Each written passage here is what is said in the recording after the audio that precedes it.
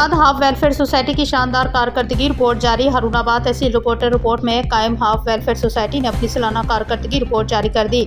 Half welfare society کے general secretary Chaudhry Javed Iqbal نے media سے خطاب کرتے ہوئے کہا ہے کہ ہاف ویلفیئر سوسائٹی ادارے نے 6 ستمبر 1990 سے 31 جنوری 2026 تک شعبہ صحت اور فلاحی میدان میں نمایاں خدمات سر انجام دی۔ رپورٹ کے مطابق شعبہ گائنی میں 1,07,795 مریضوں کا چیک اپ کیا گیا، جبکہ 14,015 کامیاب آپریشن کیے گئے۔ شعبہ آنکھ میں 68,958 مریضوں کا معائنہ اور 7,172 آپریشن انجام دیے گئے، جبکہ مستحق افراد کو 25 لاکھ روپے مالیت کے مفت لینس فراہم کیے گئے۔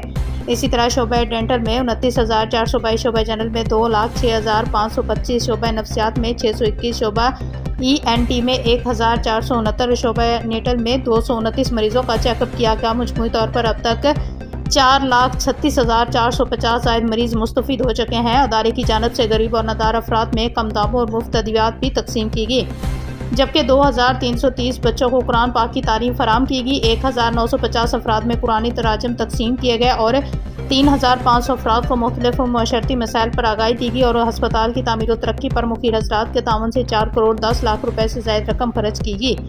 شہری حلقوں نے ہاف ویلفیئر سوسائٹی کی خدمات کو سراہتے ہوئے اس علاقے کے لیے ایک بڑی نعمت قرار